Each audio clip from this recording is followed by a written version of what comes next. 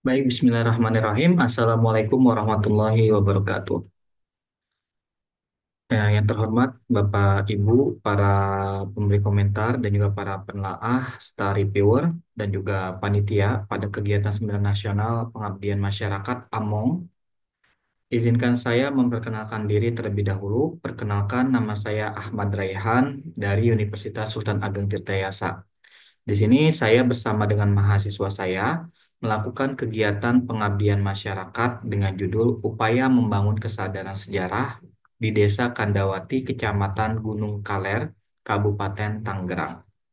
Izinkan saya dalam waktu yang singkat ini memaparkan mengenai hasil dari pengabdian masyarakat kami.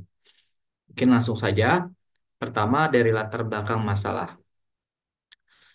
Latar belakang masalahnya, di sini kami mengambil tempat pengabdian itu adalah Desa Kandawati di Kecamatan Gunung Kaler di Kabupaten Tangerang.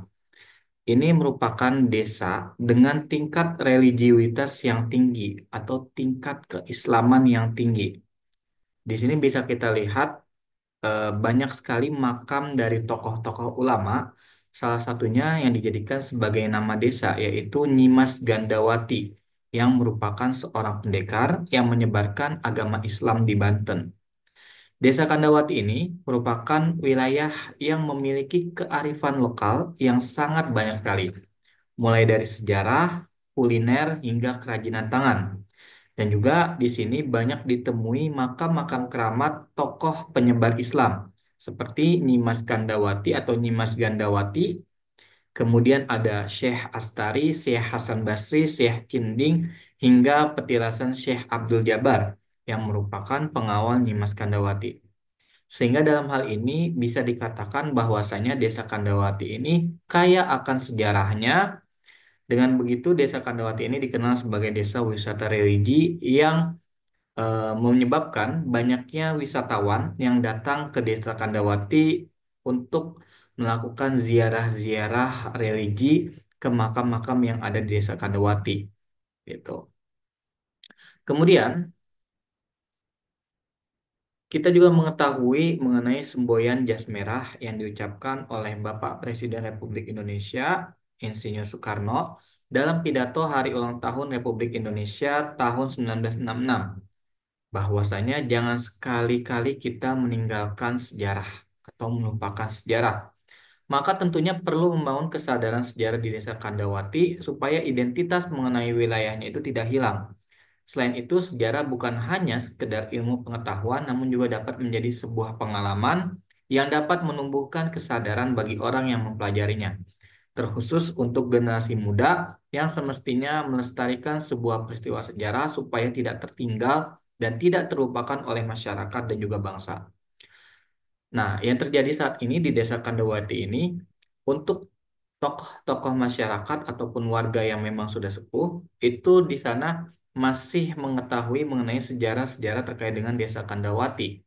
Akan tetapi, untuk para pemuda yang ada di level SD, SMP, ataupun SMA, mereka masih banyak yang tidak mengetahui mengenai sejarah dari Desa Kandawati. Sehingga saya beserta mahasiswa saya berpikiran ataupun melakukan kegiatan pengabdian masyarakat dalam rangka untuk menyadarkan ataupun membangun kesadaran terkait dengan sejarah di Desa Kandawati. Jadi jangan sampai mereka itu tinggal di Desa Kandawati tetapi tidak mengetahui sejarah yang ada di Desa Kandawati. Kemudian ini ada peta dari Desa Kandawatinya ya. Jadi memang petanya hanya sepetak saja. Ini ada di ujung dari Kabupaten Tangerang ya, letaknya dekat ke arah laut juga ya.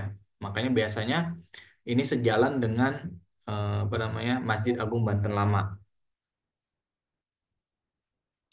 Kemudian untuk tujuan pengabdian masyarakat, kegiatan pengabdian masyarakat ini dilaksanakan dengan harapan dapat meningkatkan kesadaran sejarah seperti ataupun terlebih sejarah Desa Kandawati atau Nyimas Gandawati, yang mana ini bisa menjadi poin tambahan untuk Desa Kandawati sebagai desa wisata religi yang ada di Kabupaten Tangerang. Metode pengabdiannya, kita pertama untuk metode pengabdiannya ini adalah sosialisasi ya. Jadi nanti di akhir akan ada sosialisasi terhadap para pemuda dan pemudi yaitu di SMK. Tetapi untuk metodenya dari awal ada observasi di Desa Kandawatinya, kemudian wawancara mengenai Desa Kandawati terhadap para tokoh masyarakat, penyusunan data hasil observasi dan wawancara, persiapan materi sebagai bahan ajar, dan terakhir ada pemberian materi kepada peserta didik. Dari hasil observasi, kita bisa lihat kearifan lokal dari Desa Kandawati ini adalah sebagai tempat wisata religi. Ini disebabkan banyaknya makam keramat tokoh-tokoh penyebar agama Islam yang ada di Desa Kandawati, seperti Nyimas Gandawati, Syekh Astari bin Syekh Ishaq, Syekh Hasan Basri bin Sultan Mahmud, Syekh Cinding bin Syekh Ciliwulung, Syekh Abdul Razak bin Syekh Abdul Muid, hingga petilasan dari pengawal Nyimas Gandawati yaitu Syekh Abdul Jabar. Nah, dari banyaknya makam-makam, keramat dan tokoh penyebar agama Islam yang ada di Desa Kandawati, ini bisa diketahui bahwasanya desa tersebut kaya akan sejarah, ya, karena banyak sekali makam keramat di sana. Akan tetapi sangat disayangkan karena masyarakat Desa Kandawati kurang menyadari terkait sejarah ini, khususnya para pemuda dan pemudi. Hal ini dibuktikan dengan banyaknya masyarakat yang tidak mengetahui sejarah Nyimas Kandawati. Padahal Nyimas Kandawati ini merupakan cikal bakal penamaan dari Desa Kandawati sendiri. Nah, selain itu, observasi kami juga menemukan di sana itu banyak sekali kearifan lokal seperti makanan dan juga kerajinan tangan yang mungkin bisa juga dijual kepada para wisatawan religi tersebut, ya. Kemudian untuk hasil wawancara. Dari wawancara ini pertama dilakukan kepada Bapak Sada dan Pak Darwis. Ini merupakan tokoh masyarakat di sana. Beliau menyatakan nama asli Kandawati adalah Nyimas Gandawati dan itu masih keturunan dari Kesultanan Banten. Nyimas Kandawati itu datang ke sini ditugaskan oleh Sultan Maulana Hasanuddin untuk menyebarkan agama Islam. Kemudian ada juga yang bilang Nyimas Gandawati ini berasal dari Cirebon dan merupakan pengawal ataupun disuruh atau ditugaskan oleh Syarif Hidayatullah atau Sunderan Gunung Jati dari Cirebon untuk menyebarkan agama Islam ke wilayah Banten. Nah, beliau ini mengutus anaknya yaitu Maulana Hasanuddin ke wilayah Banten dengan dibantu oleh Nyimas Gandawati. Ya.